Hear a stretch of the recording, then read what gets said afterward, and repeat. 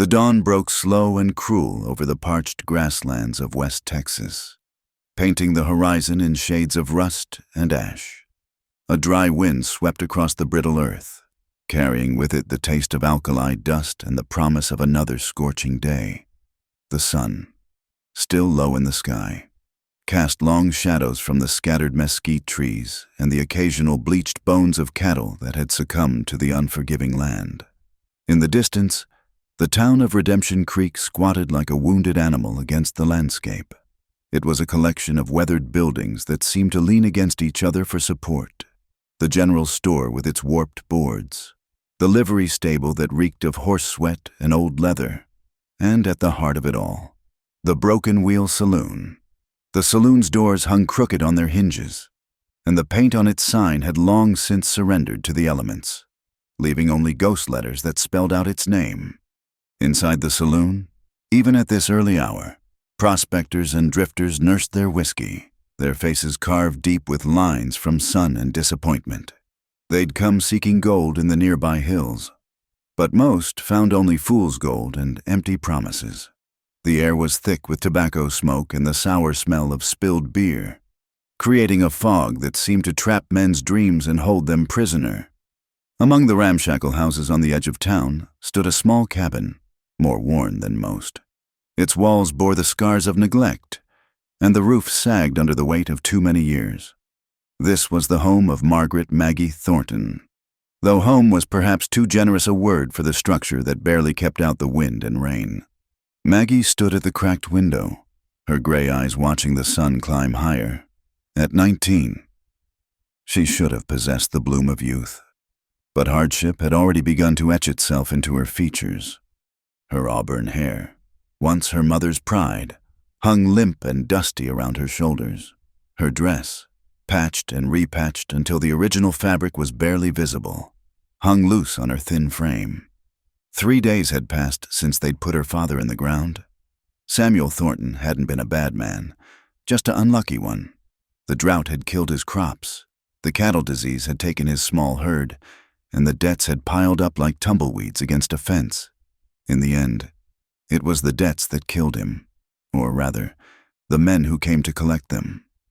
Maggie touched the bruise on her cheek, a parting gift from Josiah Blackwood's men when they'd come to claim what was owed. Blackwood owned half the county and had his sights set on the other half. He was a man who collected debts with the same enthusiasm others collected scalps, and he showed about as much mercy. The townsfolk wanted nothing to do with the Thorntons now.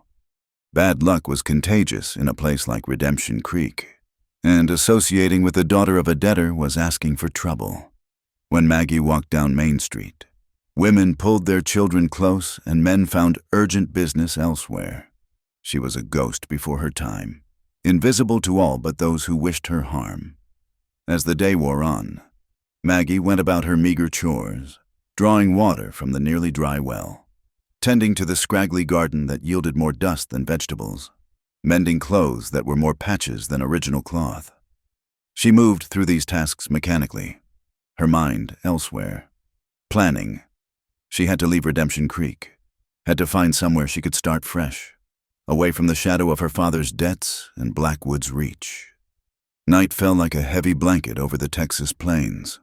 The temperature dropped sharply, and Maggie built a small fire in the potbelly stove, using the last of her firewood. She'd have to gather more tomorrow, if there was a tomorrow. She allowed herself a small portion of cornbread and beans, knowing she had to make her supplies last until she could figure out her next move. The sound came just after midnight. Horses, moving fast. Too fast for honest folk at this hour. Maggie's heart hammered in her chest as she reached for her father's old rifle, but her hands found only empty air. They'd taken that too, along with anything else of value. The door exploded inward, splinters of wood flying like shrapnel. 3 men burst through, Blackwood's men, their faces flushed with drink and malice.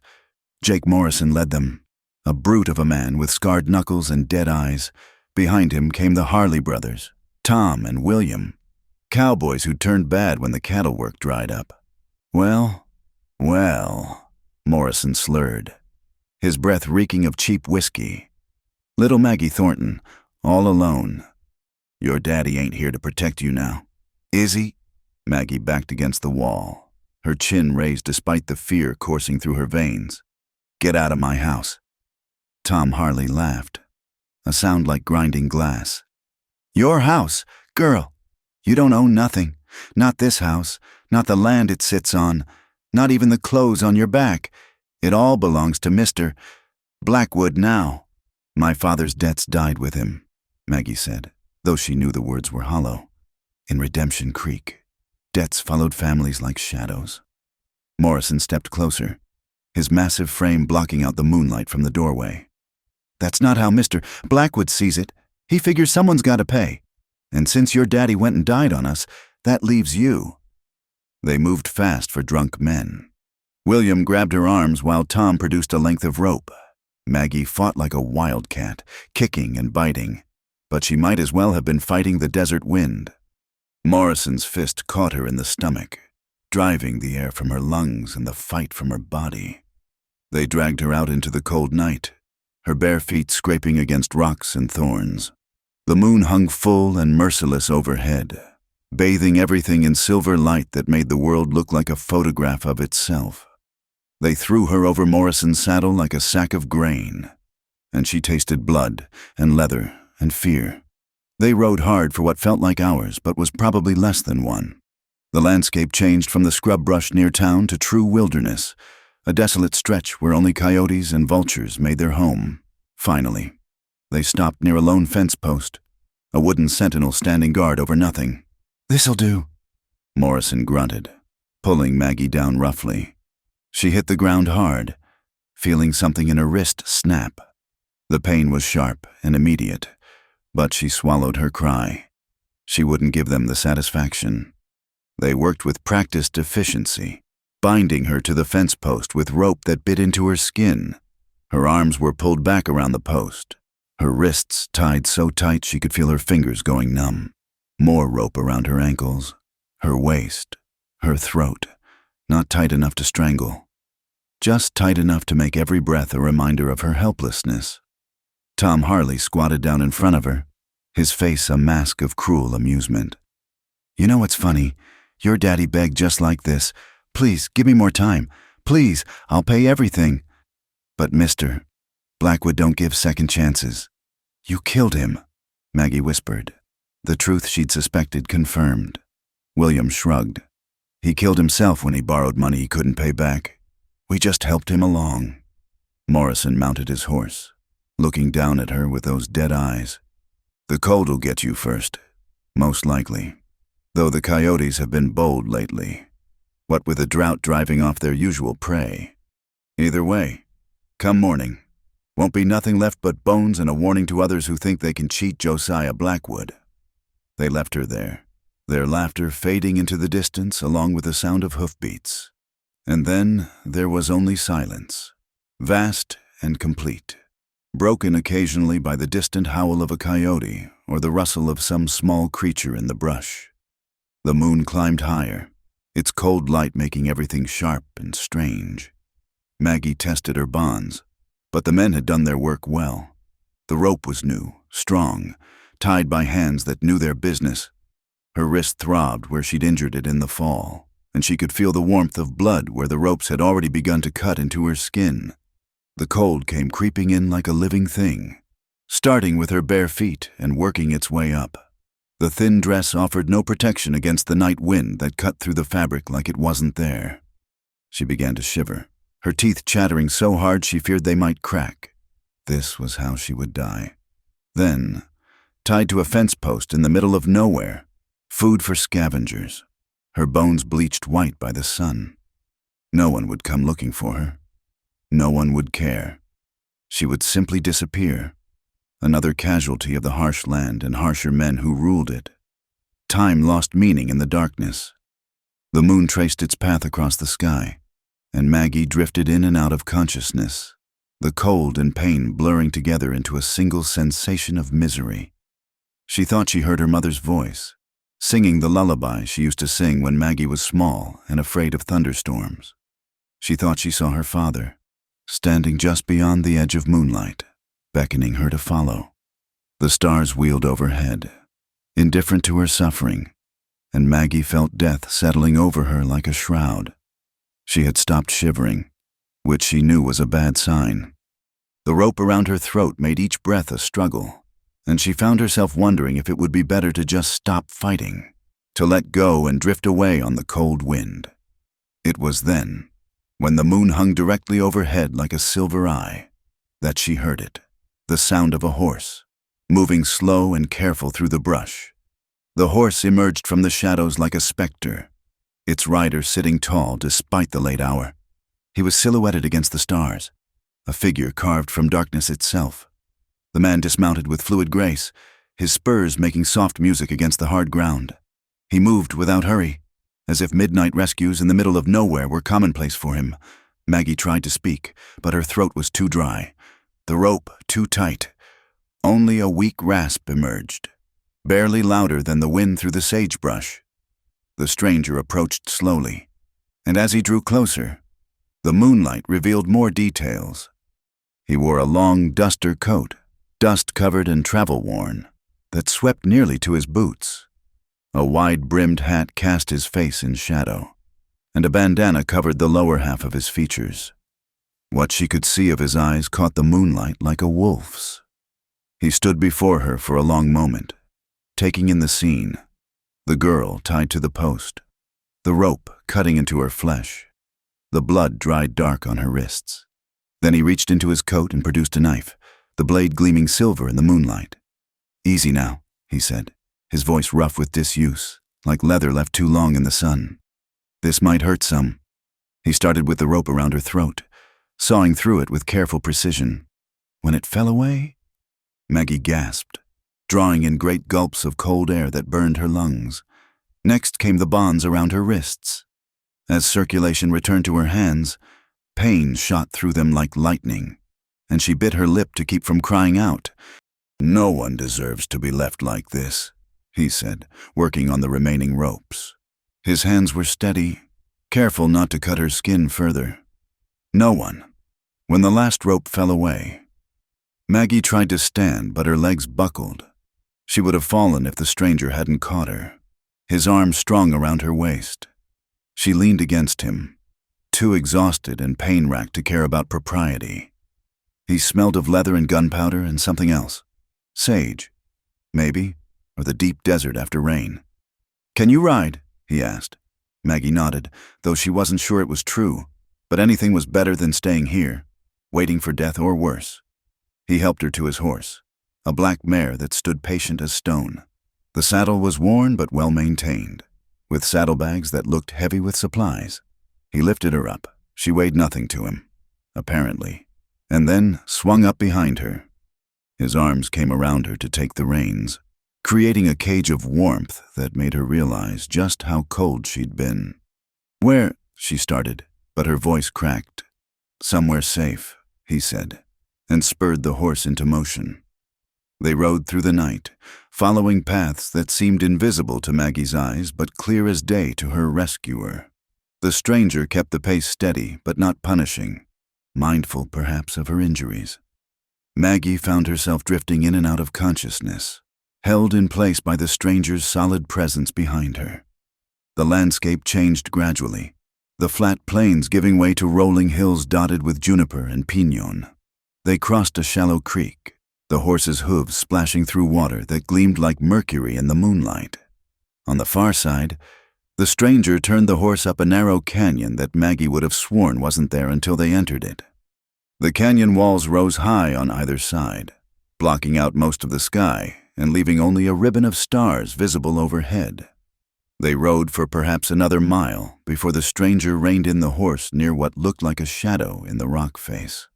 As they drew closer, Maggie realized it was a shallow cave, really more of a deep overhang, but it would provide shelter from the wind and any eyes that might be searching. He dismounted first, then helped her down. Her legs still felt like water, and she had to lean against the rock face to keep from falling. The stranger didn't comment, just went about the business of seeing to his horse, removing the saddle, rubbing her down with a handful of dry grass, checking her hooves for stones. Only when the mare was settled did he turn his attention back to Maggie.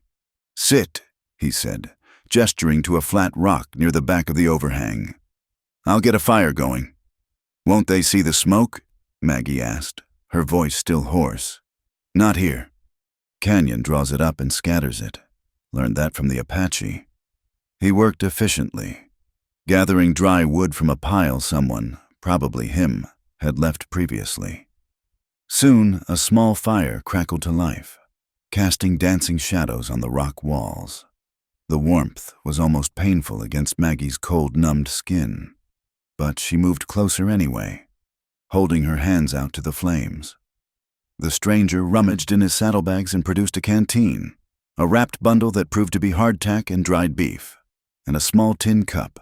He filled the cup with water and handed it to her. "Small sips," he warned. "Too much too fast and you'll be sick." The water was the best thing Maggie had ever tasted, even though it was warm and had a metallic tang from the canteen. She forced herself to drink slowly, though every instinct screamed at her to gulp it down. The stranger watched her with those wolf eyes, saying nothing. When she'd finished the water, he refilled the cup and set about making a simple meal. He soaked some of the hardtack in water to soften it, and cut the dried beef into small pieces with the same knife he'd used to free her. It wasn't much, but to Maggie it looked like a feast. They ate in silence, the fire crackling between them. Now that the immediate danger was past, Maggie found herself studying her rescuer. He'd pulled the bandana down to eat, revealing a strong jaw covered in several days' worth of stubble. His face was weathered but not old, maybe 30, maybe 35, hard to tell with men who lived rough.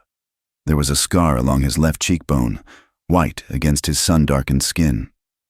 "What's your name?" she asked finally. He was quiet for so long she thought he wouldn't answer. Then, "Folks call me Cole. Cole Matthews." The name sounded familiar, tugging at something in the back of Maggie's mind, but she couldn't place it. "I'm Maggie. Maggie Thornton." "I know who you are." That brought her up short. "You do?" He nodded, poking at the fire with a stick. "Saw what happened to your father. Saw Blackwood's men riding out tonight, laughing about what they'd done." His jaw tightened. "Followed them." "Why?" The question was out before she could stop it. "Why would you risk yourself for a stranger?" Cole looked at her then, really looked at her, and something in his eyes made her breath catch. "Maybe because I know what it's like to be on the wrong side of men like Blackwood. Maybe because I was tired of riding past wrongs and doing nothing." He shrugged. "Or maybe I just don't like seeing anyone tied up and left to die." They fell silent again. Maggie pulled her knees up to her chest, trying to conserve warmth despite the fire. Her wrists throbbed where the rope had cut into them, and her whole body ached from the rough treatment and the cold. But she was alive, and that was more than she'd expected an hour ago. "You can't go back," Cole said suddenly. "You know that, right? Blackwood won't let this go. He'll figure out you escaped, and he'll come looking." Maggie nodded. She'd known it the moment the ropes fell away. "I don't have anywhere else to go." "Everyone's got somewhere else to go, just a matter of finding it." "And you?" she asked. "Where are you going?" He smiled then, just a slight upturn of his lips, but it transformed his face. "Wherever the wind takes me, been that way for a while now." The fire burned lower, and Cole added more wood. Outside their shelter, something howled. Coyote, probably, or maybe wolf. The sound made Maggie shiver, remembering Morrison's words about the coyotes being bold. Cole noticed and moved closer, not touching but near enough that she could feel his warmth. "You should sleep," he said. "Long ride tomorrow." "Tomorrow? Can't stay here. This is just a way station. Come dawn. We need to be moving." Maggie wanted to ask where they would go, what would happen to her, but exhaustion was pulling at her like quicksand. Cole pulled a blanket from his saddlebags, worn but clean, and handed it to her. She wrapped it around herself gratefully, the wool scratchy but warm against her skin. "What about you?" she asked, seeing he had no other blanket. "I'll keep watch. Sleep." She wanted to protest, but her body had other ideas.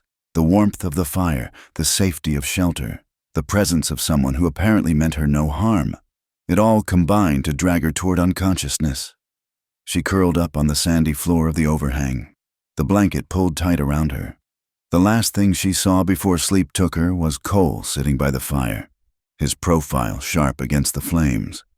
He'd pulled his rifle across his lap, and his eyes were focused on the darkness beyond their small circle of light. Guardian or captor? She still didn't know. But for now, in this moment, she was alive and warm and relatively safe. As she drifted off, she heard him speaking, so soft she might have imagined it. No one deserves to be left like that. No one. The fire crackled. The stars wheeled overhead. And somewhere in the distance, a night bird called. Tomorrow would bring new dangers, new uncertainties. But tonight, rescued from death by a mysterious stranger. Maggie Thornton slept. Dawn came like fire across the desert, painting the canyon walls in shades of gold and crimson. Maggie woke to find Cole already up. The fire reduced to cold ashes, his horse saddled and ready. He moved with an economy of motion that spoke of years living on the trail. Every action purposeful, nothing wasted. "Morning," he said, handing her a cup of coffee. It was bitter and strong enough to strip paint, but the warmth was welcome against the morning chill. "You didn't wake me for a watch," she said, noting the shadows under his eyes.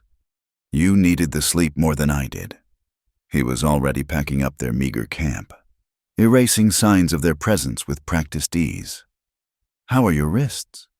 Maggie looked down at the angry red marks circling her wrists like bracelets. They hurt, but not as badly as they had last night. "I'll manage." He produced a small tin from his saddlebags and tossed it to her. "Salve, Apache remedy. Smells like the devil's own breath, but it works." She opened the tin and immediately understood what he meant about the smell, but she applied it anyway, wincing as it stung before beginning to numb the pain, while she tended to her wounds. Cole scattered the ashes of their fire and brushed away their tracks with a branch of sage. "You're very careful," she observed. "Careful's what keeps a man alive out here." He secured the last of his gear to the saddle. "You ready to ride?" They left the canyon as the sun cleared the horizon, emerging into a landscape transformed by daylight. What had been shadows and threats in the darkness now showed itself as harsh but beautiful country.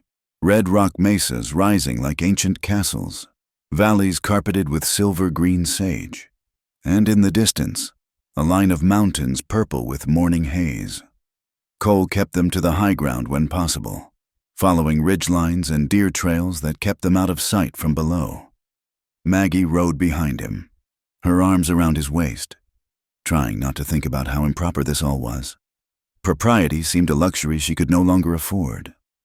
"Tell me about Blackwood," Cole said after they'd been riding for an hour. "How'd your father come to owe him?" Maggie hesitated, then figured she owed him at least that much. "The drought started it. 3 years back, the rains just stopped. The crops died. The cattle started dying. Papa tried to hold on, kept thinking the next season would be better. He borrowed money from the bank first, but when they wouldn't lend anymore, he went to Blackwood. Dangerous man to owe. Papa knew that, but he was desperate. Mama had taken sick, consumption, and the medicine cost money we didn't have. Papa figured one good harvest would let him pay it all back." She felt the familiar tightness in her chest. Mama died anyway, and the rains never came. They rode in silence for a while after that. The sun climbed higher, the air growing hot and dry. Cole stopped periodically to rest the horse and check their back trail, his eyes scanning the horizon with the intensity of a hawk. It was during one of these stops, in the shade of a massive boulder, that he told her his own story, or part of it. Anyway, "I used to work cattle," he said, letting the horse drink from a small spring that seeped from the rocks. "Down near the border, good outfit, honest work. Had a partner, man named James Garrett. We were saving up to buy our own spread." He paused, his eyes distant. "There was a rancher, lot like Blackwood. Thought he owned everything he could see, and some he couldn't. Wanted our boss's land, made an offer. Boss said no. Next thing we know, Cattle are going missing, water holes are poisoned, and then my partner's dead with a bullet in his back, and I'm standing over the body with a gun in my hand." His voice was flat, emotionless, but Maggie could see the tension in his shoulders. "The rancher's men just happened to be riding by, just happened to see me there. Funny how that works. But you didn't do it." He looked at her then, something almost like surprise in his eyes. "No, I didn't do it. But that doesn't matter much when the judge is in the rancher's pocket and the jury's made up of his friends." "So you ran." "So I ran. Been running for 2 years now. That's why I keep to the empty places. Why I'm careful. There's a price on my head from here to Mexico."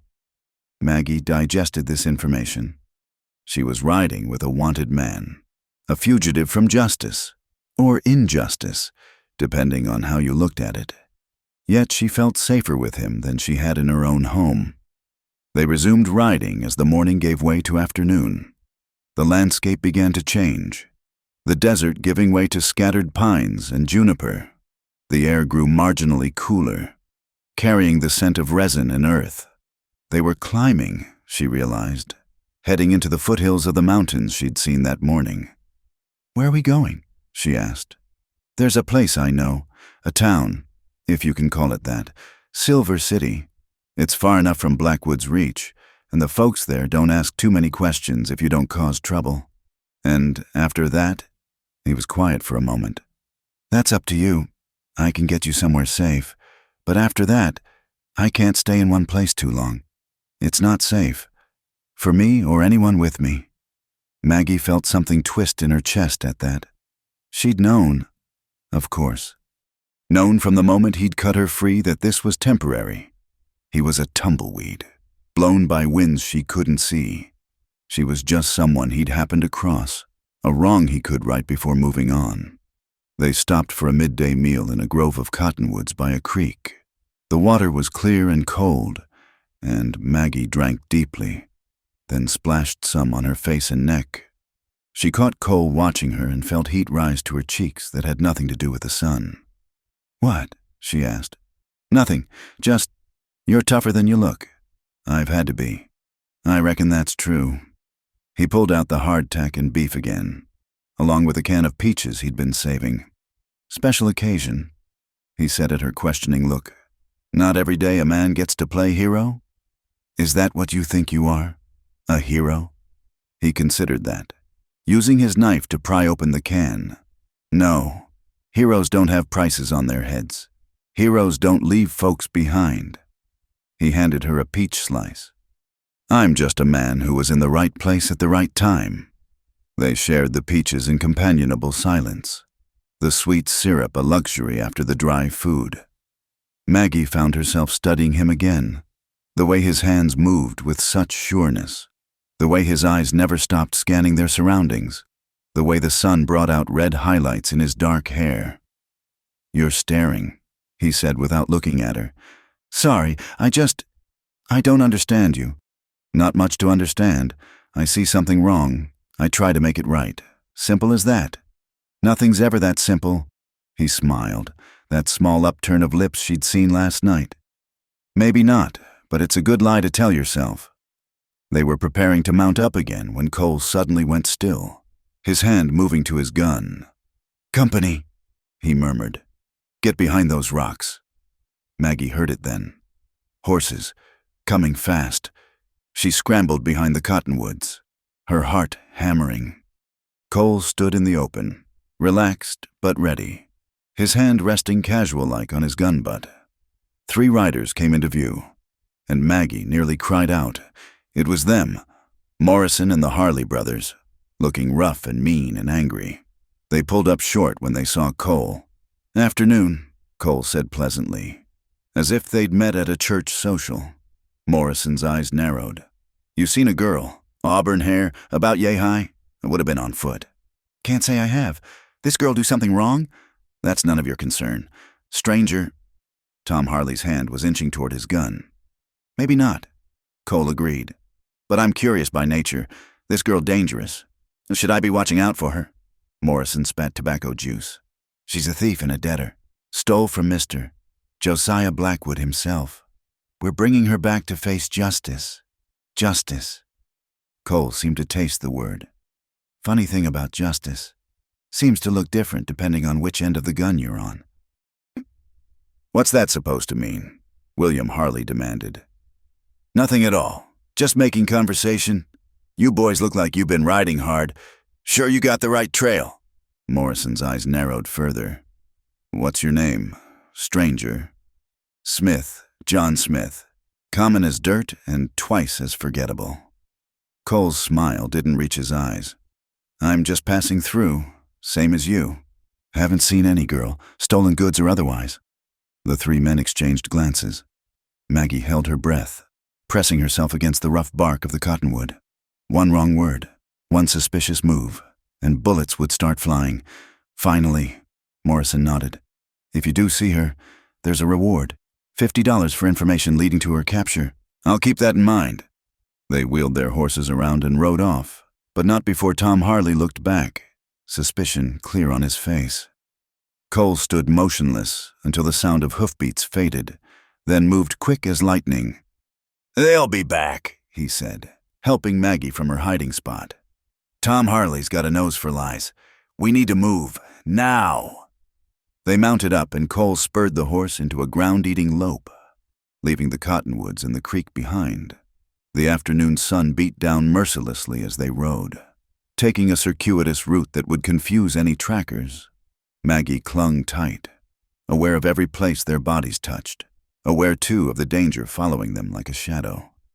I'm sorry, she said into his back. I've brought you nothing but trouble. Haven't seen any trouble yet, he replied. Just 3 idiots who couldn't track a bleeding elephant through snow. Despite everything, Maggie found herself smiling. There was something about this man, this dangerous stranger who'd appeared like something out of a dime novel to rescue her. Something that made her feel safe and reckless all at once. The sun was beginning its descent when Cole finally slowed their pace. They'd put miles between them and the Cottonwood Grove, crossing their own trail twice and riding through streams to break their scent. The mountains loomed closer now, their peaks catching the afternoon light like crowns of gold. We'll make Silver City by nightfall, Cole said. Once we're there, you'll be safe. For a while, anyway. And you, I'll move on, always do. Maggie felt that twist in her chest again, stronger this time. She'd known him less than a day. This outlaw with gentle hands and dangerous eyes, but already the thought of him leaving felt like a loss she wasn't prepared to face. The trail wound upward through stands of pine and aspen. The air grew cooler, sweeter, somewhere in the distance. Maggie could hear the sound of rushing water. It was beautiful country, wild and free. Like him, she thought, like he was teaching her to be. As they rode toward Silver City and whatever uncertain future waited there, Maggie made a decision. She wouldn't be the frightened girl tied to a post anymore. She wouldn't be the victim of men like Blackwood and Morrison. Whatever came next, she would face it standing up. And if a small part of her hoped that Cole Matthews might stay longer than he planned, well, that was a secret she'd keep to herself. For now. Silver City appeared just as the sun touched the mountain peaks, a collection of rough-hewn buildings clinging to the hillside like barnacles on a ship's hull. It was smaller than Redemption Creek, but there was a vitality to it that Maggie's hometown had lacked. Miners trudged down the main street, their clothes dusty with silver ore, while merchants hawked their wares from storefronts and wagons. The air rang with the sound of hammers on anvils, the creak of wagon wheels, and the multilingual chatter of a dozen different nationalities. Cole guided them to the blacksmith shop at the edge of town, a weathered building with smoke pouring from its chimney. The rhythmic clang of metal on metal ceased as they approached, and a giant of a man emerged, wiping soot-blackened hands on a leather apron. Well, I'll be damned, the blacksmith said, his face breaking into a grin. Cole Matthews. Thought you were steering clear of towns these days. Hello, Dutch, Cole said, dismounting and helping Maggie down. Need a favor? Dutch's eyes took in Maggie's disheveled appearance, the rope marks on her wrists, the way she stood close to Cole as if for protection. His expression darkened. Trouble? Nothing that followed us here. The lady needs supplies, clothes, boots, whatever else. And I need information. Dutch nodded. Bring her inside. Martha, he bellowed toward the building. We got company. A woman emerged from the back of the shop, as round as Dutch was tall, with graying hair pulled back in a severe bun. But her eyes were kind as they assessed Maggie. Lord have mercy, Martha said. Child, you look like you've been dragged through hell backwards. Come with me. We'll get you sorted. Maggie looked at Cole, suddenly reluctant to leave his side. He nodded encouragingly. Go on. Martha'll take care of you. Dutch and I need to talk. Martha led Maggie through the shop to their living quarters in the back. It was simple but clean, with checked curtains on the windows and a rag rug on the floor. She immediately set about heating water on the stove. First things first, Martha said briskly. You need a proper wash and some decent clothes. I've got some things that belong to my daughter. She's married now, living in California. Should fit you well enough. While Maggie washed away the dirt and dried blood of her ordeal, she could hear the low rumble of men's voices from the shop. Cole and Dutch, discussing something serious by the tone. She caught her own name once or twice. And Blackwood's. Martha had laid out clothes on the bed. A blue calico dress, sturdy but feminine, along with proper undergarments, stockings, and a pair of barely worn boots. After days in her torn, filthy dress, the clean clothes felt like armor. There now, Martha said when Maggie emerged. You look almost human again. Sit down and let me tend to those wrists. As Martha applied a healing salve that smelled of herbs and beeswax, she studied Maggie with shrewd eyes. Known Cole long? No, ma'am. He found me, saved me. That sounds like Cole. Man's got a weakness for folks in trouble. Martha wrapped clean bandages around Maggie's wrists with practiced efficiency. Course, usually it's stray dogs and broken-winged birds, not pretty young women. Maggie felt heat rise to her cheeks. It's not like that. He's just helping me get somewhere safe. Martha's tone was skeptical but not unkind. Well, whatever it is, you couldn't ask for a better man to have on your side. Cole Matthews is as straight as they come, despite what the wanted posters say. You know about that? Child, everyone knows. But folks here in Silver City, we judge a man by what we see, not what some corrupt judge says. Cole's helped more people than I can count. Never asks for anything in return, neither. A sudden commotion from the street cut short their conversation. Shouts, the sound of running feet, and then gunshots, sharp cracks that echoed off the mountain walls. Martha's face went pale. Stay here, she ordered, but Maggie was already moving toward the door. She found Cole and Dutch outside, both armed, watching as chaos erupted on Main Street. A group of masked riders had thundered into town, shooting into the air and shouting. As Maggie watched, they converged on the First National Bank of Silver City. Raiders, Dutch spat. Third time this month. Sheriff's nowhere to be found. As usual. Cole's jaw was tight. How many? 6, maybe 7. They'll clean out the bank and be gone before anyone can organize. Not this time, Cole said quietly. He checked his revolver, then looked at Dutch. You still keep that scattergun under your counter? Cole, no, Dutch protested. This ain't your fight. It is now. He turned to Maggie. Get back inside. Lock the door. Cole, please. The single word was sharp with urgency. I can't do what needs doing if I'm worrying about you. She wanted to argue, but the look in his eyes stopped her. She nodded and retreated inside, Martha pulling her away from the window. But Maggie couldn't help watching through a gap in the curtains as Cole moved toward Main Street with the fluid grace of a hunting cat. What followed was like something out of the dime novels her mother used to hide from her father. Cole took position behind a water trough as the raiders began emerging from the bank, their saddlebags bulging with stolen money. The leader, a big man with a red bandana over his face, was shouting orders. Mount up, boys! We're rich! Not so fast! Cole called out, his voice carrying clear across the street. The raiders spun toward him, hands going for guns, but Cole was already moving, diving to the side as bullets splintered the wood where he'd been standing. His own gun spoke twice, and 2 raiders went down. Clutching wounds, the street erupted in gunfire. Cole moved from cover to cover, never staying still, each shot deliberate and telling. Dutch had joined the fight, his shotgun booming from the doorway of his shop. A few townsmen, emboldened by their stand, began firing from windows and doorways. It was over in minutes, though it felt like hours to Maggie. 4 raiders lay dead or dying in the street. 2 had managed to mount their horses but were captured by angry miners before they could escape. The 7th had vanished in the chaos, leaving only a trail of blood. Cole stood in the middle of Main Street, reloading his gun with steady hands. There was a tear in his coat where a bullet had passed close, but he seemed unharmed. The townspeople began emerging from their hiding places, looking at him with a mixture of awe and gratitude. The bank's money. The bank manager stammered, gesturing to the scattered saddlebags. "You saved it all. Just put it back where it belongs," Cole said. He turned to walk away, but the manager caught his arm. "Wait, there's a reward. Keep it." Cole's voice was flat. "Use it to hire a better sheriff." He strode back to the blacksmith shop, the crowd parting before him. Maggie met him at the door, her heart still racing from what she'd witnessed. "You could have been killed," she said, "but I wasn't." He looked tired suddenly, the adrenaline fading. "You okay?" "Me?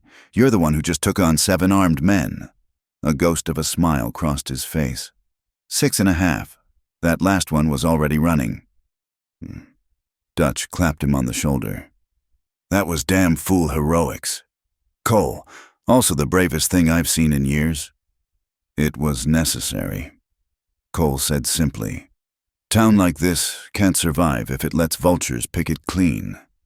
As word spread about what had happened, people began arriving at the blacksmith shop. They brought food, supplies, offers of lodging. The mayor himself appeared, a thin man with nervous hands, practically begging Cole to consider the position of sheriff. "Town needs a man like you," the mayor said.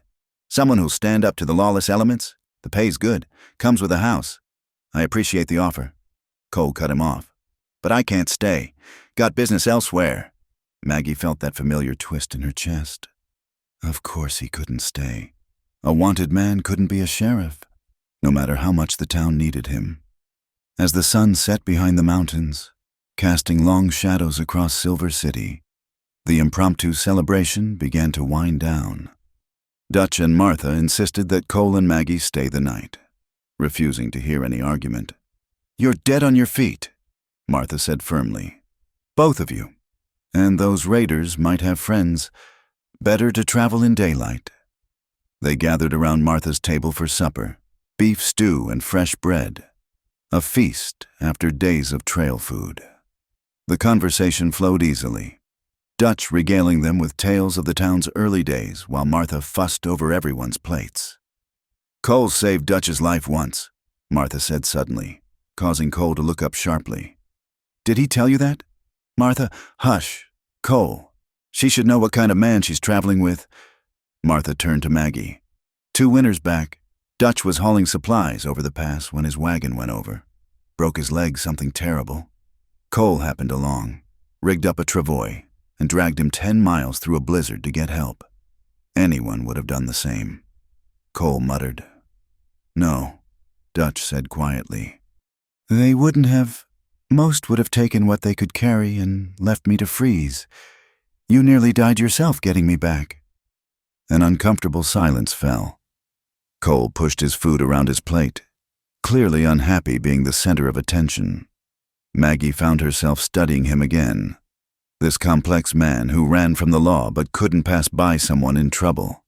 After supper, Martha showed Maggie to a small room under the eaves. "Cole'll bed down in the shop," she said. "Dutch'll make sure he's comfortable." She paused at the door. "That man cares about you. You know, I've known Cole Matthews for 3 years, and I've never seen him look at anyone the way he looks at you. He's just being kind." "Kind, yes, Cole's always kind, but this is different." Martha's eyes were knowing. Don't let him ride away without telling him how you feel. You might not get another chance. After Martha left, Maggie sat on the narrow bed, her mind whirling. Through the thin walls, she could hear the men talking below, their voices a low rumble. Tomorrow, Cole would take her somewhere safe and disappear back into the wilderness. The thought made her chest ache. Unable to sleep, she crept down the stairs and through the shop. She found Cole sitting outside on a bench, smoking a cigarette and watching the stars. He looked up as she approached, but didn't seem surprised. Couldn't sleep either? He asked. She sat beside him, careful to leave a proper distance between them. Too much excitement, I guess. It'll be quieter tomorrow. I know a boarding house in Tucson, run by a widow woman. She'll give you work. Ask no questions. You can start fresh. And you? Mexico, maybe. Or California. Somewhere the wanted posters haven't reached yet. They sat in silence, the night air cool against their skin. In the distance, a coyote howled, answered by another. The sound no longer frightened Maggie as it once had. "Why do you do it?" she asked suddenly. "Help people. I mean, when it would be safer to just keep riding." Cole was quiet for so long she thought he wouldn't answer. When he did, his voice was soft. "My partner, James. He used to say that every man carries a weight. Some carry gold, some carry grudges, some carry guilt. The trick is knowing which weight's worth bearing."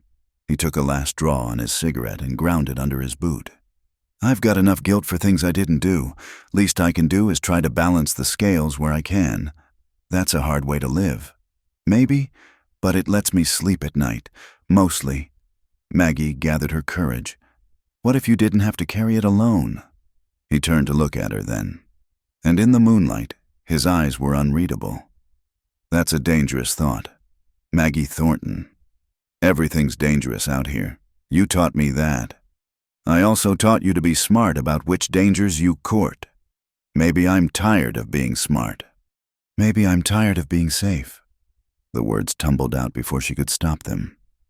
"Maybe I want to know what it's like to really live, not just survive."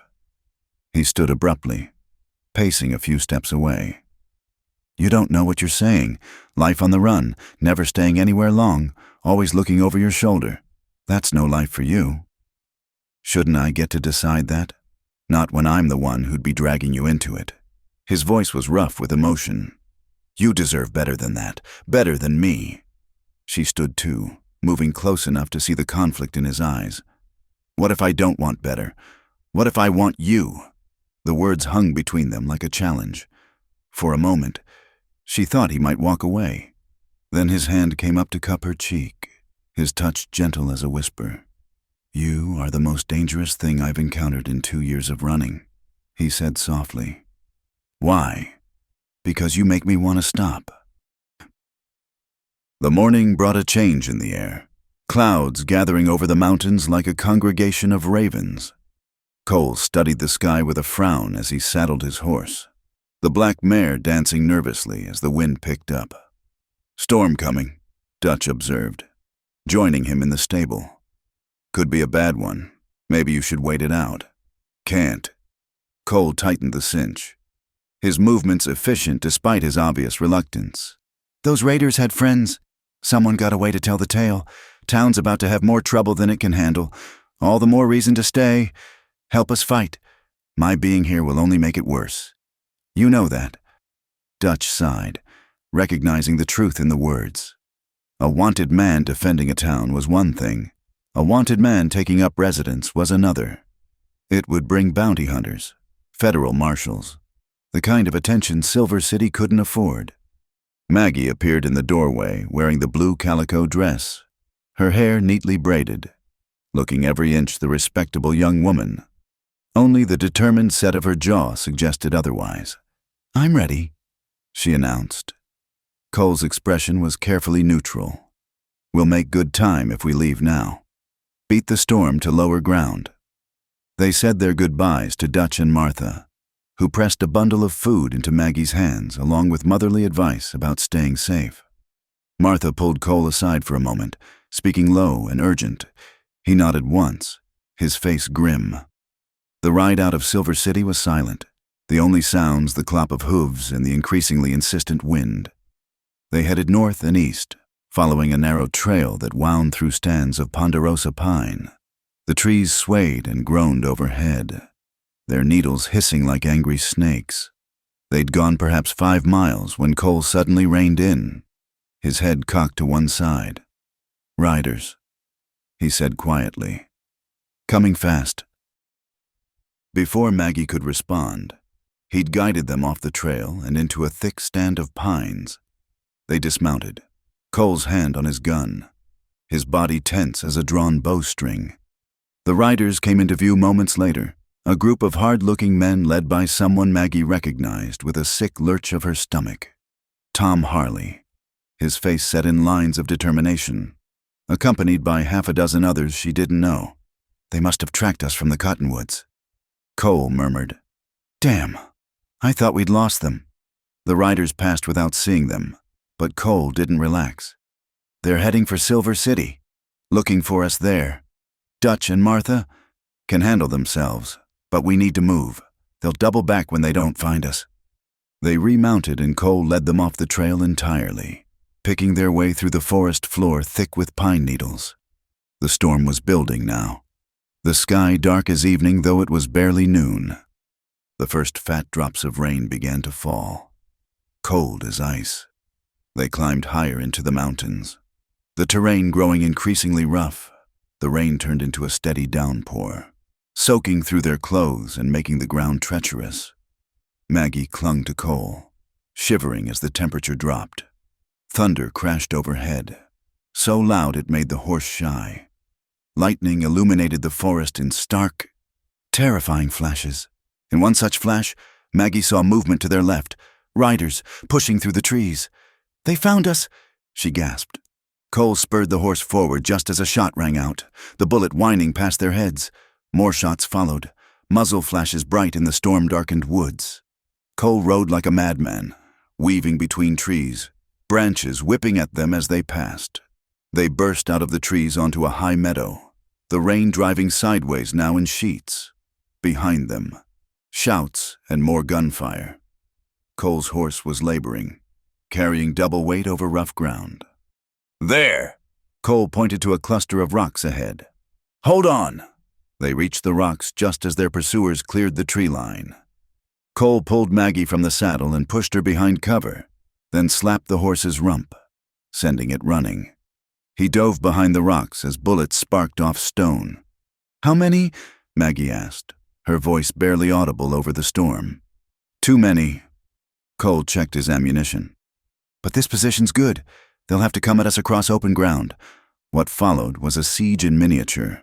The raiders tried to flank them twice, only to be driven back by Cole's deadly accurate fire. But their ammunition wouldn't last forever, and they both knew it. "Cole," Maggie said during a lull, "give me your backup gun." He looked at her, rain streaming down his face. "You ever shot anyone?" "No, but I'd rather die fighting than tied to another post." He handed her the weapon without further argument. "Wait until they're close. Aim for the center. Squeeze! Don't jerk!" The storm reached its peak, thunder and lightning creating an apocalyptic backdrop to their stand. Then, suddenly, Tom Harley's voice rang out. "Matthews, we know who you are. There's a $1,000 bounty on your head. Add that to what Blackwood's paying for the girl, and we're looking at a good payday. But we're reasonable men. Give us the girl, and you can ride away." "Interesting offer." Cole called back. "Here's mine. You turn around and ride away, and I don't put bullets in any more of your men." "You're outnumbered 6-1. I've faced worse odds." There was a consultation among the raiders, voices raised in argument. Then Tom Harley stood up from cover, his hands raised. "What if we make a deal? The girl comes with us, but we give you our word she won't be harmed. Blackwood just wants to talk to her." "Like he talked to her father." Cole's voice was ice. "The man you helped murder? That was business. This doesn't have to end in blood." Maggie grabbed Cole's arm. "Maybe—" "No." His voice was flat, final. "They're lying. Soon as they have you, we're both dead. Then what do we do?" Cole looked at her, something shifting in his eyes. "Do you trust me?" "Yes." "Then when I give the word, you run, north, through that gap in the rocks. Don't stop. Don't look back. I'm not leaving you. You will if I tell you to." His hand cupped her face briefly. "Please, Maggie, let me do this right." Before she could respond, he was moving. He burst from cover, firing as he ran, drawing their fire away from her position. "Now!" he shouted. Every instinct screamed at her to stay. But she ran, through the gap in the rocks, into the teeth of the storm. Behind her, gunfire erupted, terrible in its intensity. She stumbled, fell, picked herself up, and kept running. The forest closed around her, dark and confusing in the storm. She had no idea where she was going, only that she had to keep moving. Rain blinded her. Branches tore at her dress and skin. Thunder drowned out any sounds of pursuit. She didn't know how long she ran. Time lost meaning in the storm's fury. Finally, exhausted and lost, she took shelter beneath a massive pine, its low branches creating a small, dry space. She huddled there, Cole's backup gun clutched in her hands, and listened to the storm rage. Gradually, the thunder moved off, the rain slackening to a drizzle. The forest was silent except for the drip of water from branches. No birds, no animals, no sound of horses or men, no sound of Cole. She waited until she couldn't stand it anymore, then began making her way back. It was slow going. She'd run without thought to direction, and everything looked different in the storm's aftermath. But eventually she found the meadow, the cluster of rocks. Bodies lay scattered across the grass. Tom Harley, face up with the rain pooling in his open eyes. 2 others she didn't recognize. Her heart hammered as she searched among them. But Cole wasn't there. She found blood, though, a trail of it leading into the forest. She followed it, fear and hope warring in her chest. The trail led to a shallow cave formed by 2 massive boulders leaning together. Cole was there, slumped against the rock wall, his shirt dark with blood. His gun lay beside him, and his face was pale as paper, but his eyes opened when she entered. "Told you to keep running," he managed. "And I told you I'm tired of being smart." She knelt beside him, hands shaking as she examined the wound. The bullet had taken him high in the chest, just below the collarbone. Bad, but maybe not fatal if she could stop the bleeding. Others? Dead. At least 3, maybe more. She tore strips from her petticoat, wadding them against the wound. "This is going to hurt. Already hurts." She bound the makeshift bandage tight, trying to remember everything her mother had taught her about tending wounds. Cole's breathing was labored but steady, and the bleeding seemed to slow. "We need help," she said. "A doctor. Can't go to town. They'll be watching." "Then what?" He was quiet for a moment, gathering strength. "There's an old woman. Lives up the mountain. Ella Rodriguez. She knows. Healing. Apache taught her." "How far?" "Half-day's ride. Maybe more. Follow the creek upstream. Look for 3 white rocks in a line. Trail starts there. I'll go get her." "No." His hand caught hers, surprisingly strong. "Too dangerous alone. Help me up. We go together. Cole, you can barely breathe." "Together," he insisted. "Or not at all." She wanted to argue, but saw the determination in his eyes. This man who'd saved her, who'd risked everything for a stranger, she wouldn't fail him now. "All right," she said. "Together." The storm had passed, leaving the air clean and sharp with the scent of pine and wet earth. Somewhere in the forest, a bird began to sing, tentative but hopeful. They would face whatever came next the same way, tentative but hopeful, and together. Maggie helped Cole to his feet, taking most of his weight. They stood there for a moment, gathering strength for the journey ahead. She thought of all that had happened since that night tied to the fence post, fear and flight, kindness and violence, and something growing between them that neither had expected. "Thank you," she said quietly. "For everything." He managed a ghost of his usual smile. "Haven't made it yet. We will." She adjusted his arm around her shoulders, her own arm strong around his waist. "I'm too stubborn to let you die on me now." They emerged from the cave into a world washed clean by the storm. The sun was breaking through the clouds, turning the water droplets on every surface into diamonds. It would be a hard journey, dangerous and uncertain, but they would make it. They had to. They found Ella Rodriguez's cabin just as the sun was setting, painting the mountain peaks in shades of copper and gold. The dwelling sat in a small clearing, smoke rising from its chimney like incense toward heaven. Gardens surrounded it, wild and cultivated plants growing together in organized chaos. Maggie was nearly carrying Cole by then, his weight heavy against her side, his breathing shallow and labored. The journey had taken everything from both of them, following the creek, finding the 3 white stones, then climbing a trail that was barely more than a deer path through dense forest. The door opened before they reached it. An old woman stood there, her face a map of wrinkles, her dark eyes sharp as obsidian. She took in Cole's condition with one glance and stepped aside. "Bring him in," she said simply. "Quickly now." The cabin's interior was dim and fragrant with herbs.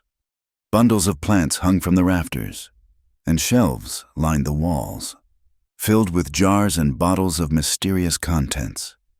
Ella directed Maggie to lay Cole on a narrow bed near the fire. "You are the one who rides with death at his heels," Ella said to Cole, her gnarled fingers already working at his blood-stained shirt. "I have heard of you."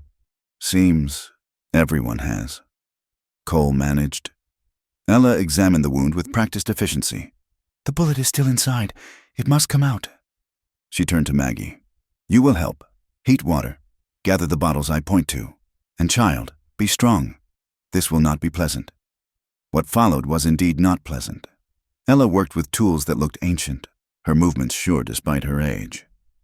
Cole bit down on a leather strap, his body rigid with pain, sweat beading on his forehead.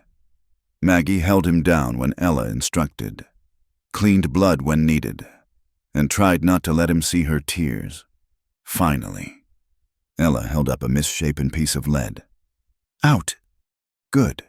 No vital organs touched, though he has lost much blood." She packed the wound with a poultice that smelled of pine sap and something earthier, then bound it with clean cloth. "He will live?" Maggie asked. "If fever does not take him, if the wound does not fester, if his enemies do not find him." Ella shrugged. "Many ifs, but he is strong, and you." She studied Maggie with those penetrating eyes. "You give him reason to fight." Cole had passed out during the procedure. Ella prepared a tea from various herbs, and they managed to get some down his throat. Then she showed Maggie to a chair by the bed. "You will watch him tonight. If fever comes, cool him with wet cloths. If he wakes, give him more tea. I will rest now. These old bones are not what they were." Maggie kept vigil through the night. Cole's sleep was restless, punctuated by moments of delirium where he called out names. James, his murdered partner, and once, heartbreakingly clear, her own name. She cooled his fever, held his hand, and whispered prayers half-remembered from childhood. Near dawn, she dozed in the chair, only to wake when a hand touched her arm. Cole was looking at her, his eyes clearer than they'd been since the shooting. "You stayed," he said, voice rough. "Where else would I go?" A ghost of a smile. "Tucson, that boarding house, safe." "I told you I was tired of being safe." He studied her face in the dim light. "This isn't the life I wanted for you. Maybe it's the life I want for myself." Before he could respond, Ella appeared with more of her medicinal tea. "Good, the fever breaks, but you must rest. Heal. No travel for many days." "Can't stay," Cole protested, "bringing danger to your door." Ella made a dismissive sound. "You think I fear men with guns. I have lived on this mountain for 30 years. The Apache could not move me. The Mexican army could not move me. Some hired killers." She spat into the fire. "Let them come." Over the following days, a routine developed. Cole slept much, his body working to heal. Maggie helped Ella with her garden and her medicines, learning the properties of various plants.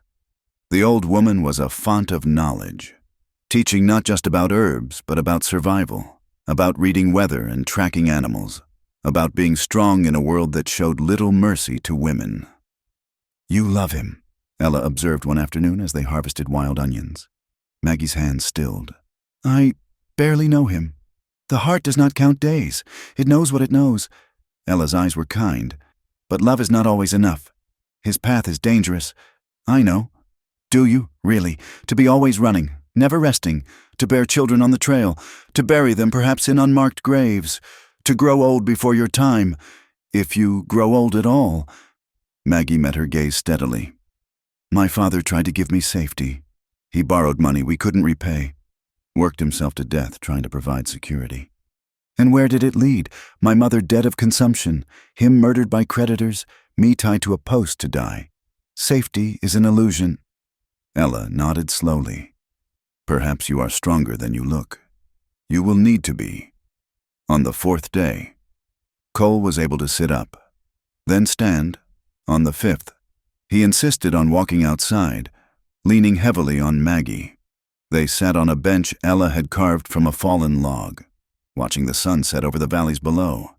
"It's beautiful here," Maggie said. "It is." Cole was quiet for a moment.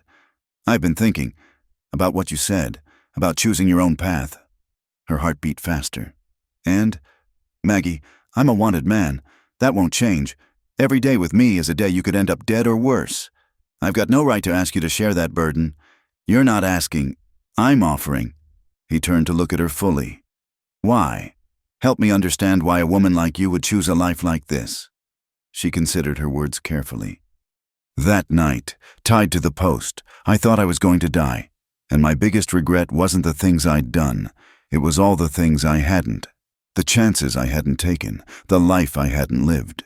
I'd been so focused on being proper, being safe, being what everyone expected. And for what?" She took his hand, careful of his injuries. "You saved my life. Yes, but more than that. You showed me what it means to really live, to make choices based on what's right, not what's safe. To help people even when it costs you. I don't want to go back to that small, frightened existence. Not when I could have. This, his thumb stroked over her knuckles. A life of danger and uncertainty, a life of purpose, of freedom, of..." She took a breath. "Of you, if you'll have me." He was silent for so long she feared she'd said too much. Then he lifted their joined hands and pressed his lips to her fingers. "You humble me, Maggie Thornton. I'm not worth such devotion. Let me be the judge of that. Stubborn woman. You have no idea." That night brought news that changed everything. A rider appeared at Ella's cabin just after dark, Dutch from Silver City, his horse lathered with sweat. Maggie's heart sank, fearing the worst. "Cole," Dutch said without preamble. "You need to know. Blackwood's dead." Cole straightened, wincing at the movement. "Dead? How?" "Shot in his own home 3 nights ago. Word is, some of his own men turned on him. Man makes too many enemies. Eventually they joined forces." Dutch's expression was grim but satisfied. "But that's not all.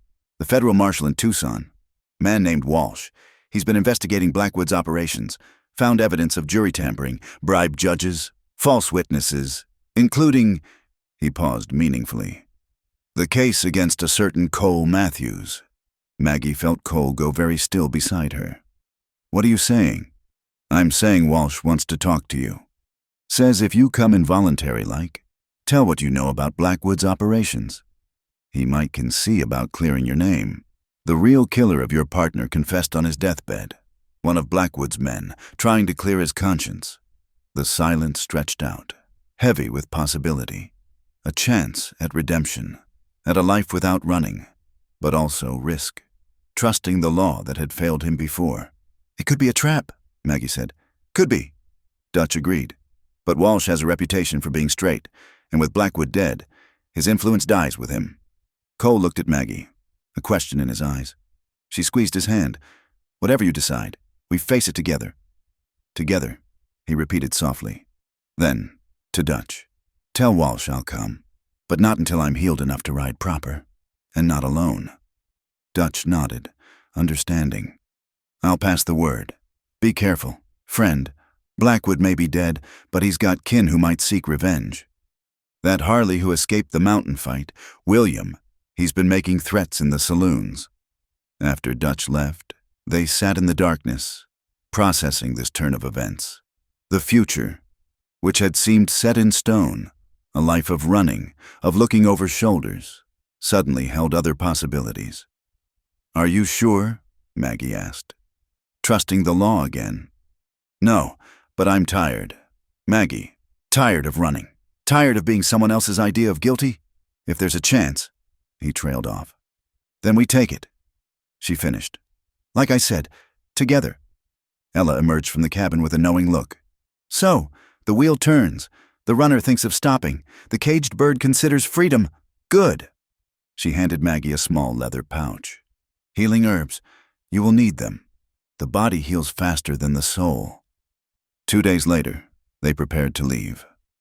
Cole was still weak but determined. Ella had procured horses, how, she wouldn't say, and supplies for the journey. As they mounted up, the old woman pulled Maggie aside. Remember what I taught you, she said. About plants, yes, but more. About being strong. About choosing your battles.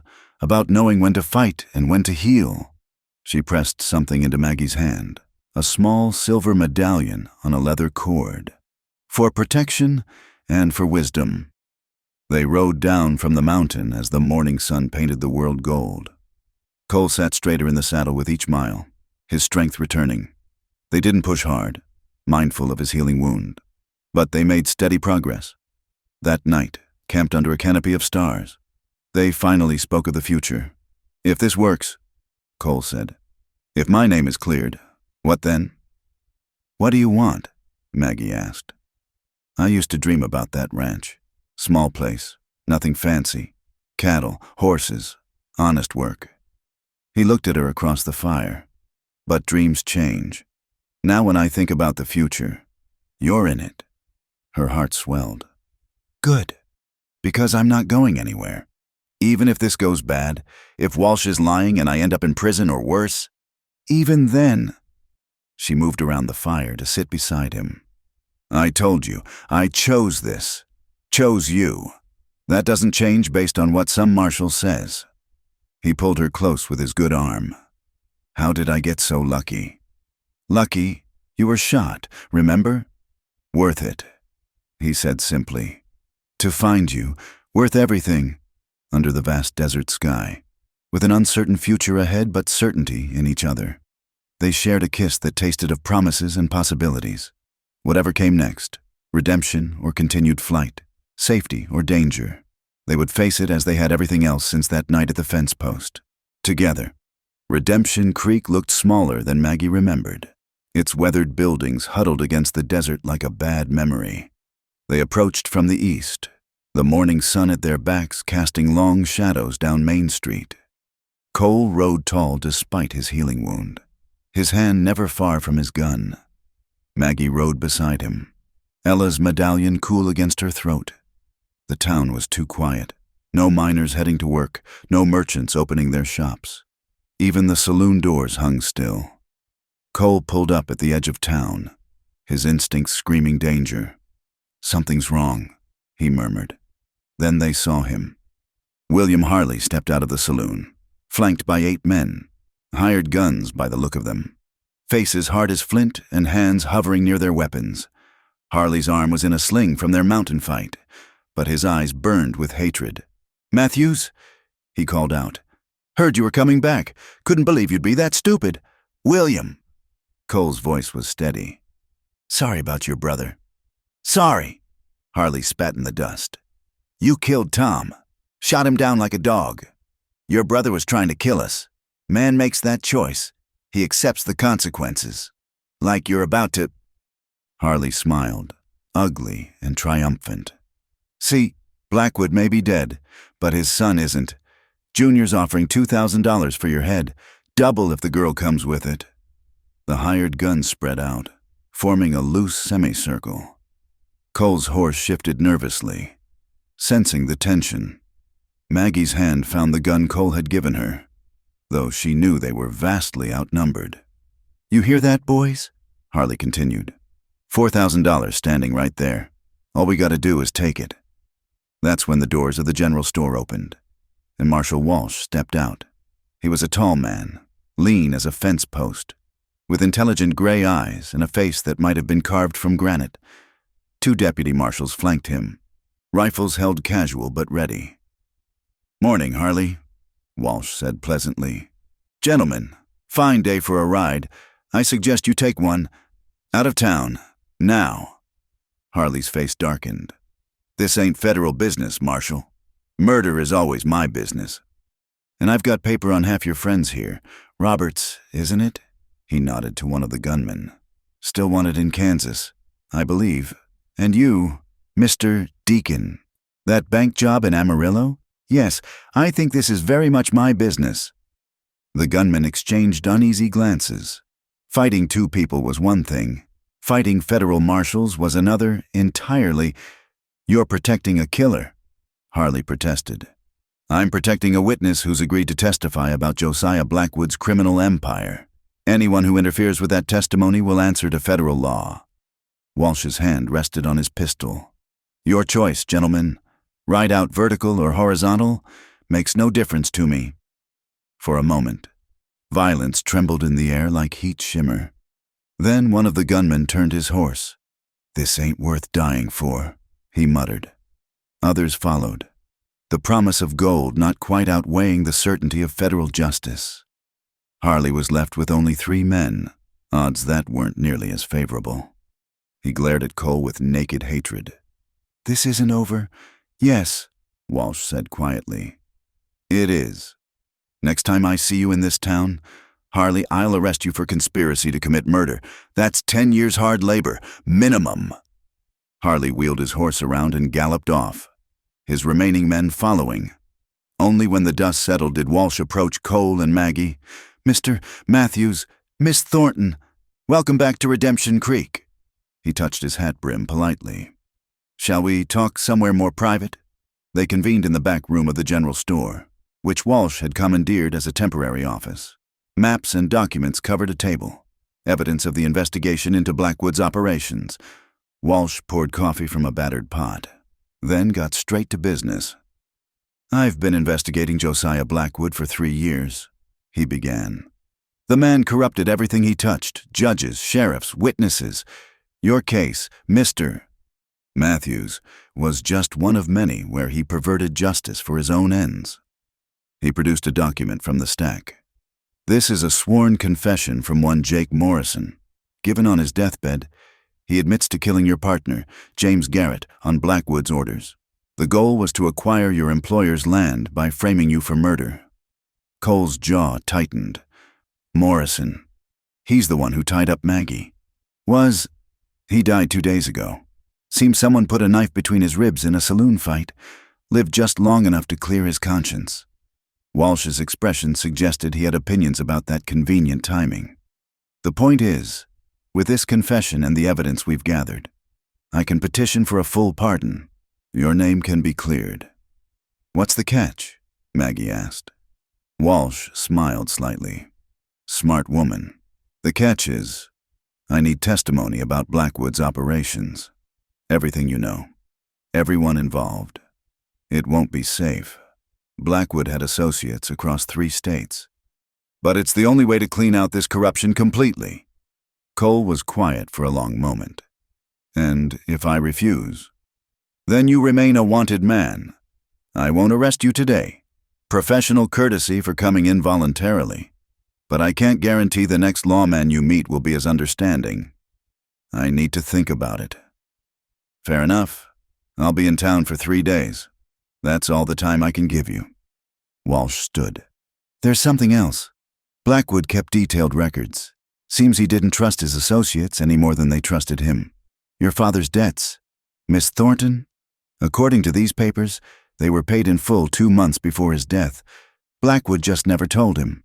Maggie felt the blood drain from her face. What? Your father sold a mining claim to cover the debt. Blackwood pocketed the money and kept demanding payment. When your father couldn't pay what he didn't owe, Blackwood had him killed. Walsh's expression was sympathetic. I'm sorry. If it helps, Blackwood's estate will be liquidated to pay restitution to his victims. You'll receive what's owed. They left the store in a daze. The town was coming alive now, people emerging cautiously as word spread that the confrontation was over. Some nodded to Cole and Maggie, others turned away. The weight of the past hung heavy in the air. They took rooms at the hotel, separate ones, for propriety's sake. Though the desk clerk's knowing look suggested the gesture was wasted, Cole needed rest, his wound still tender, and Maggie needed time to process everything she'd learned. That evening, she found him on the hotel's porch, watching the sun set over the desert. She sat beside him, their shoulders touching. My father died for nothing, she said quietly. A debt that was already paid. I'm sorry. Are you going to do it? Testify? Cole sighed. If I do, it means months of trials, depositions, staying in one place, being a target. But if I don't, you remain a fugitive forever. Yeah, he looked at her. This isn't what you signed up for. I signed up for you, whatever that means. She took his hand. But Cole, this is your chance, our chance, to have that life you dreamed about, the ranch, the honest work. Together, if you'll have me. He lifted their joined hands and kissed her fingers, just as he had on Ella's mountain. There's nothing I want more. But Maggie, this won't be easy. Even with a pardon, there will always be people who remember, who judge. Can you live with that? I've been judged all my life. For being poor, for being my father's daughter, for choices I didn't make. She met his eyes steadily. Let them judge. They don't know what we've survived. That night, a storm rolled in from the mountains, bringing blessed rain to the parched earth. Maggie stood at her window, watching lightning illuminate the desert in stark, beautiful flashes. A soft knock came at her door. Cole stood there, looking uncertain. Couldn't sleep. The storm. She stepped aside to let him in. They sat by the window, watching nature's violence transform the landscape. The rain hammered down, washing the dust from the buildings, turning the streets to mud. I've decided, he said suddenly. I'll testify. Relief flooded through her. Really? I'm tired of running, tired of being someone else's version of who I am? He turned to her. But I need to know you're sure. Once we start this, there's no going back. You'll be the woman who stood by the outlaw. That reputation will follow you. Then they'll know I'm the woman who stands by what she believes in. She moved closer. Cole, that night tied to the fence post, I thought my life was over. In a way, it was my old life. The life of being afraid, of letting others decide my worth. You didn't just cut those ropes. You freed me in ways I'm still discovering. Lightning flashed, illuminating his face. Maggie, I love you, she said simply. Whatever comes next, that won't change. He pulled her into his arms then, kissing her with all the desperation and hope of their journey. The storm raged outside, but here, in this moment, they'd found shelter in each other. Morning brought clear skies and decision. They met Walsh at the general store, where Cole signed the papers agreeing to testify.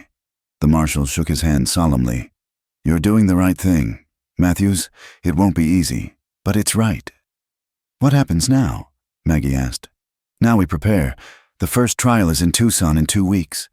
We'll provide protection, lodging. It could take months to work through all the cases. Walsh paused. There's a cottage on the edge of town, belongs to the federal government. You're welcome to use it, safer than the hotel. As they walked through Redemption Creek, Maggie noticed the changes. Morrison's death and Blackwood's fall had shifted the balance of power. The saloon was under new management. The corrupt sheriff had fled. It was still a hard town, but perhaps now it had a chance at living up to its name. They stopped at the cemetery where her father was buried. Someone, she never learned who, had placed fresh flowers on the grave. She knelt in the dust, finally able to mourn properly. He wasn't perfect, she said softly, but he tried. He loved us and he tried. Cole's hand rested on her shoulder, warm and steady. That's all any of us can do. That afternoon, word came that William Harley and his men had been arrested 20 miles south. Caught robbing a stage, the last immediate threat was gone, though they both knew others might come. As the sun set, they stood outside the cottage Walsh had mentioned.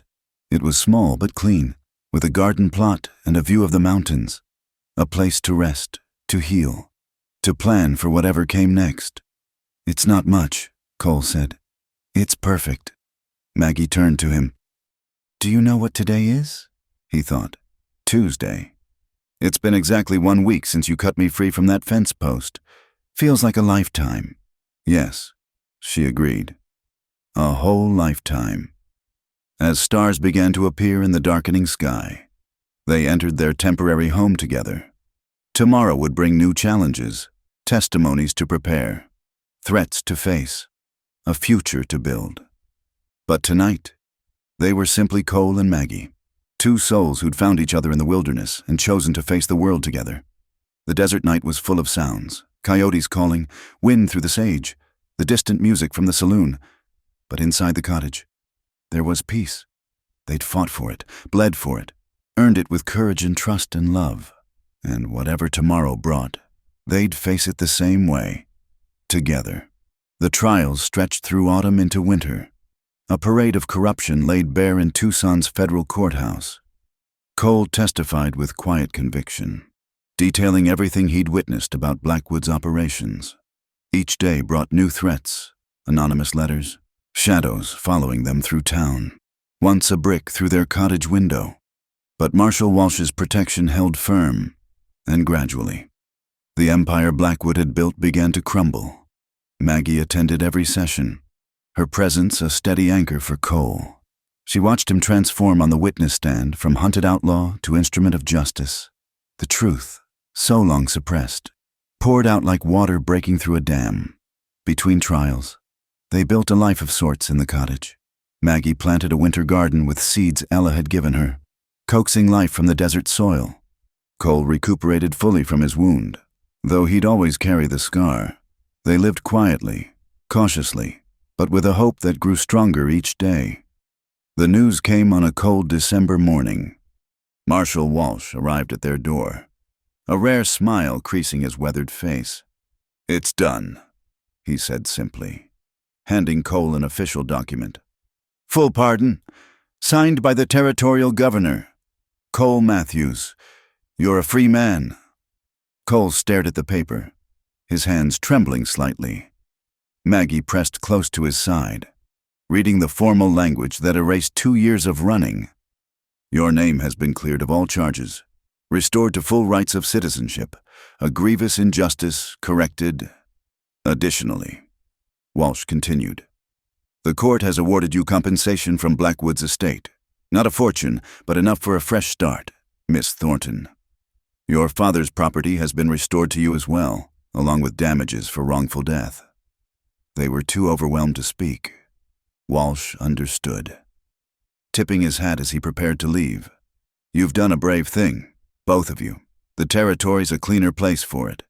Whatever you decide to do next, you've earned it." That night, they walked through Redemption Creek as snow began to fall. Rare for the desert, but not unheard of. The town looked almost magical under its white blanket. The harsh edges softened. They stopped at her father's grave, where Maggie laid a wreath of desert holly. "It's finished, Papa," she whispered. "Justice, finally." They stood in the cemetery as snow swirled around them, each lost in thought. So much had changed since that terrible night at the Fencepost. Loss and fear had given way to love and possibility. The future, once a threatening shadow, now beckoned with promise. "What do we do now?" Maggie asked. Cole pulled her close. "Whatever we want. For the first time in years, we can go anywhere, be anything." "That ranch you dreamed of?" "Maybe, or maybe something else. The world's wide open now." They were married 3 days later in the small church at the edge of town. Dutch and Martha came down from Silver City to witness, along with Marshal Walsh and a handful of others who'd come to know them during the trials. Maggie wore her mother's wedding dress, carefully preserved in tissue. Cole wore a new suit, the first he'd owned that wasn't meant for running. The ceremony was simple, the words ancient and powerful, when the minister pronounced them husband and wife.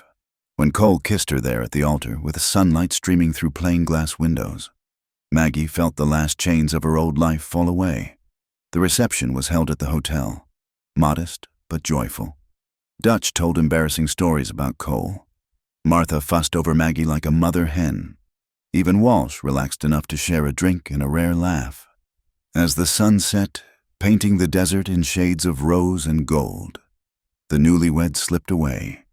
They decided to stay in the cottage through winter, then make decisions come spring. That night, as Maggie lay in Cole's arms listening to his steady heartbeat, she marveled at the journey that had brought them here, from death to life, from bondage to freedom, from solitude to union. "No regrets?" Cole asked softly. "Not one," she replied. "You? Only that it took so long to find you."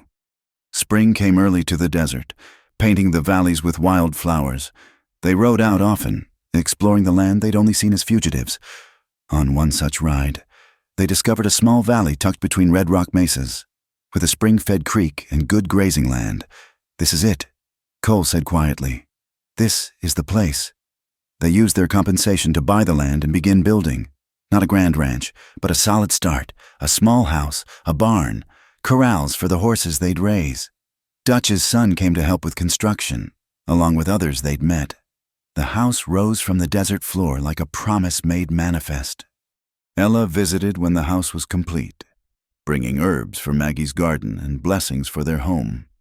She walked through the rooms, nodding approval, then sat with them on the porch as evening painted the sky. "You have grown strong," she told Maggie. "Both of you. The trials you faced have forged you like steel in fire. We had good teachers," Maggie replied, touching the medallion she still wore. "No," Ella said. "You had the wisdom to learn. Not everyone does." She stood to leave, then paused. "There will be new life here soon. I see it." Her knowing smile left them wondering at her meaning. By autumn, Ella's prediction proved true. Maggie was with child, a discovery that filled them both with joy and terror in equal measure.